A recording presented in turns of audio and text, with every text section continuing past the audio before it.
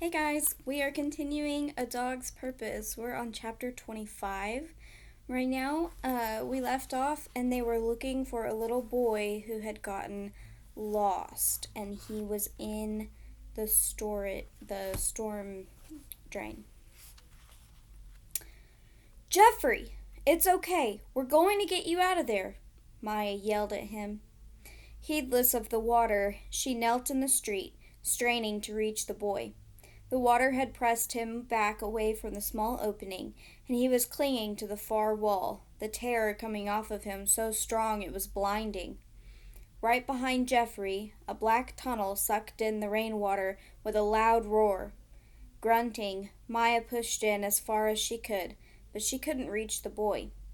"How did he get in there?" the policeman shouted. "It's a tight fit. He must have squeezed in before it started raining. Gosh, it's really coming down." Maya's voice was full of frustration. A circular iron plate was set into the concrete right above Jeffrey's head. The policeman pried at it with his fingers, muttering, "I need to get a tire iron," he bellowed. He handed the flashlight to Maya and ran off, his feet sloshing in the water. Jeffrey was shivering with cold, and his eyes were dull when they looked into the beam from Maya's flashlight. He had the hood of his thin yellow rain slicker pulled up over his head, offering him scant protection from the chill. "Hold on, okay, Jeffrey? You hang on. We're going to get you out of there, okay?" Jeffrey didn't respond. The patrol car's siren came on, and within less than a minute it was whipping around the corner, sliding a little as it came to a stop next to us. The policeman jumped out and ran to his trunk. "Fire and rescue are on the way," he hollered. "There's no time," Maya shouted back. "He's slipping into the water." The policeman came around the trunk with a bent piece of iron. "Jeffrey, hang on! Don't let go!" Maya yelled. The policeman went to work on the circular plate with his tool. When Maya jumped up to watch, I went with her, which was how I saw the splatter of mud fall on Jeffrey's face when the iron plate was knocked aside. He lifted his head to wipe it away, and as he did so, he lost his grip on the wall and fell into the water. For a brief second, he was looking up at us, and then he was swept into the tunnel. "Jeffrey!" Maya screamed. I was still on find, so I didn't hesitate, plunging head first after him. The second I hit the water, the brute force of it carried me into the tunnel, and I swam in that direction. It was dark in the tunnel, and as I bobbed up and down in the current, my head struck the cement above me. I ignored all of it, concentrating on Jeffrey, who was ahead of me in the darkness, soundlessly fighting for his life. His scent was faint, but there, vanishing and reappearing in the deadly waters. Without warning, the floor fell away beneath me, and in complete darkness I rolled and bounced. The smaller tunnel had joined a much larger one, the water deeper, the sounds louder. I zeroed in on Jeffrey's scent, swimming strongly. Though I couldn't see him, he was just a few yards in front of me. A second before he went under, I knew what was going to happen. How many times had Ethan pulled this same stunt on me, waiting until I was close before dropping down into the pond? And just as I always knew where to find the boy in the dark depths, I now had a clear sense of Jeffrey, tumbling just below me. I dove, straining, my mouth open, blinded and battered by the rushing waters, and then I had his hood in my mouth. Together we burst through the surface. There was no way to go in any direction except the way the water was taking us. I concentrated on holding Jeffrey's head out of the water, pulling back on the hood. He was alive, but he had stopped kicking. Some weak light from up ahead flickered on the wet cement walls. The tunnel we were in was square and 6 feet across, with no way out. How was I going to save Jeffrey? The light grew stronger, and as it did, my ears filled with the roar echoing back toward us. The current seemed to be accelerating. I kept my grip on Jeffrey's hood, sensing that something was about to happen. We burst into daylight, tumbling down a cement chute and landing with a splash in a swift-flowing river. I struggled to keep us both on the churning surface, battered by the waves. The banks of the river were lined with cement, but as I tugged Jeffrey toward the nearest one, the current fought me, trying to suck us back. Exhaustedly, my jaw and neck aching from the effort, I dragged Jeffrey back toward the bank, swimming as hard as I could. Flashing lights caught my eye, and I saw men in raincoats downstream from me, running toward the bank. I would be swept past them before I could get Jeffrey to safety. Two of the men plunged into the water. They were tied together with a rope, and the rope went back to all the other men, who braced themselves. The two men stood hip high, straining their hands out to catch us. I put everything I had into aiming for their arms. "Gotcha!" one of the men shouted as Jeffrey and I slammed into them. He grabbed my collar as the other man hoisted Jeffrey into the air. The rope went taut, and we all thrashed our way through the water to safety. Once I was on land, the man released me and knelt down over Jeffrey. They squeezed his little body, and he vomited up a gush of brown water, coughing and crying. I limped over to Jeffrey, and as his fear drained out of him, it took mine with it. He was going to be okay. The men ripped Jeffrey's clothing off of him and wrapped him in blankets. "You'll be okay, boy. You'll be okay. Is this your doggie? She saved your life." Jeffrey didn't answer, but he looked briefly into my eyes. "Let's go," one of the men shouted, and they ran Jeffrey up the hill and into a truck, which took off with its siren screaming. I lay down in the mud.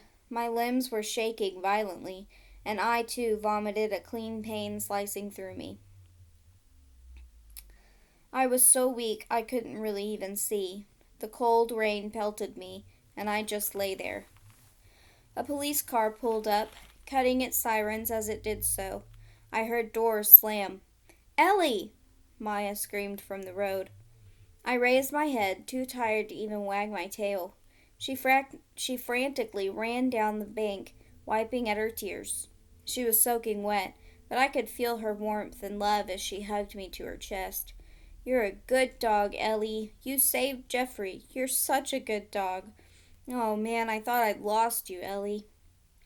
I spent the night at the vet's, and for the next several days I was so stiff I could barely move. Then Maya and I did school, only this one was all adults her age. We sat with lights in our eyes while a man talked in a loud voice, and then he came over and put a silly collar around my neck, while even brighter lights, the ones like silent lightning, popped on and off all around us, the way they did when I was with Mom after the fire that hurt Ethan's leg. The man also pinned something on Maya's uniform, and everybody clapped. I felt pride and love coming off of Maya, and when she whispered to me that I was a good dog, I felt proud too. Not long after that, a new mood swept through the house. Maya and Al were excited and nervous and spent a lot of time having conversations at the table. "If it is a boy, why can't it be Albert?" Al asked. "That's a good name." "It's a great name, honey. But then, what do we call him? You are my Albert. My Al." "We could call him Bert." "Oh, honey." "Well, what are we going to call him then? Your family has so many people in it. You've used up every name there is. We can't call him Carlos, Diego, Francisco, Ricardo. What about Angel?" "Angel? You want my son to be named Angel?" "I think maybe we shouldn't trust the naming of this child to a woman who named her cat Tinkerbell." The cat, who was sleeping against me, didn't even raise her head at the sound of her name. Cats are like that. You can't get their attention unless they want to give it to you. Maya was laughing. "How about Charles?" "Charlie?" "No, my first boss was named Charlie," Al objected. "Anthony?" "Don't you have a cousin named Anthony?" "His name is Antonio," Maya corrected. "Well, I don't like him. His mustache looks silly." Maya collapsed into giggles at this. I thumped my tail once in recognition of all the hilarity. George? No. Raoul? No. Jeremy? Of course not. Ethan? I jumped up, and Al and Maya stared at me in surprise. I guess Ellie likes it, Al said. I cocked my head at them, uncertain. Tinker Bell was giving me a surly look. I trotted over to the door, lifting my nose. What is it, Ellie? Maya asked. There was no sign of the boy, and I was no longer sure I had heard right. Outside, some children rode past on bicycles, but none of them were Ethan. What was I thinking? That Ethan, like Jacob, would suddenly reappear in my life? I knew instinctively something like that would never happen to a dog. Still, Maya had said the boy's name, hadn't she? Why would she do that? I went to Maya for reassurance, then eased down with a sigh. Tinker Bell trotted over and pressed up against me, and I glanced away from Al's knowing look, a little embarrassed. Before long we had a new person in the house, little Gabriella, who smelled like sour milk and seemed even less useful than the cat. When she first brought the child home, Maya carefully held Gabriella for me to sniff, but I wasn't too impressed. From that moment on, Maya would get up frequently during the night, and I would go with her, and she would clutch Gabriella to her chest while I lay at her feet. The unrestrained love flowing from Maya during those moments always nudged me into a deep, peaceful sleep. The aches in my bones were familiar to me. I'd felt the same way when I was Bailey, and spent most of my time helping Grandpa do chores. Sights and sounds became dim, and this too was familiar. I wondered if Maya knew that the day was soon coming when I would no longer be with them. It only stood to reason that I would die, the way Emmett and Stella died, because that was what happened. When I was Toby, when I was Bailey, it was the same thing. As I lay in a patch of sun, pondering this, I realized that I had spent my life as a good dog. What I had learned from my first mother had led me to Ethan, and what I had learned from Ethan had enabled me to dive into those black waters and find Jeffrey. Along the way, Jacob had taught me to find and show, and I had helped save many people. This had to be why, when I left Ethan, I was reborn as Ellie. Everything that I had done, everything that I had ever learned, had been leading up to being a good dog who saved people. It wasn't as much fun as being a doodle dog, but I now knew why these creatures, these human beings, had so fascinated me from the moment I saw them.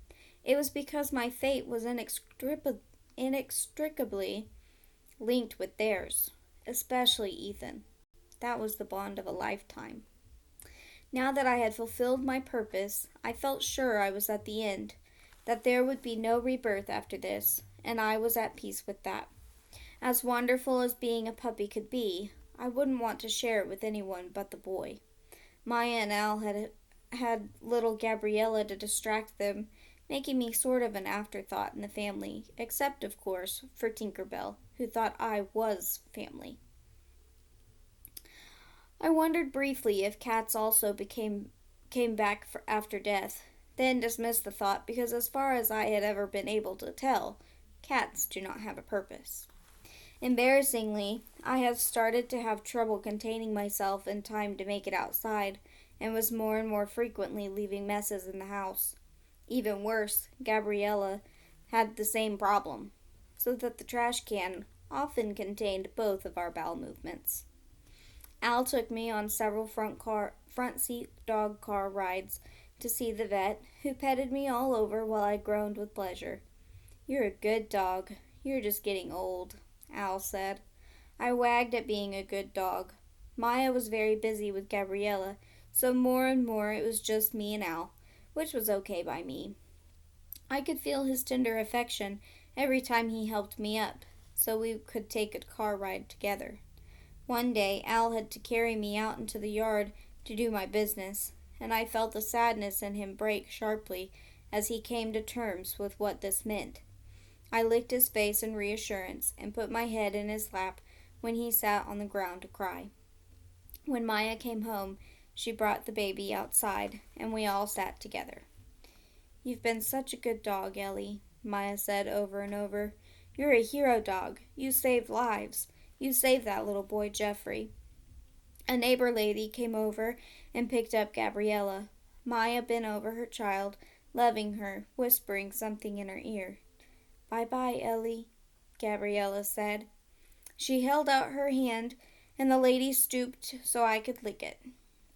Say bye-bye, the woman said. Bye-bye, Gabriella said again. The lady took Gabriella into the house. This is so hard, Al, Maya sighed. I know. If you want, I will do it for you, Maya, Al said. No, I need to be there for Ellie. Al gingerly picked me up and carried me to the car. Maya got in the back seat with me. I knew where we were going on this car ride.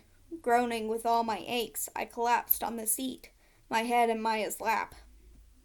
I knew where we were going and was looking forward to the peace it would bring me. Maya stroked my head, and I closed my eyes. I wondered if there were anything I would have wanted to do one more time. Find? Swim in the ocean? Stick my head out of the car window? These were all wonderful things. I had done them all, though, and that was enough. I wagged my tail when they laid me on a familiar steel table. Maya was crying, whispering, You're a good dog, over and over. And it was her words, and the sense of her love that I took with me when I felt the tiny prick by my neck, and then was washed away by the wonderfully warm ocean waters. That is where we're going to stop because this book makes me cry. So we will continue on Thursday. I'll see you then, guys.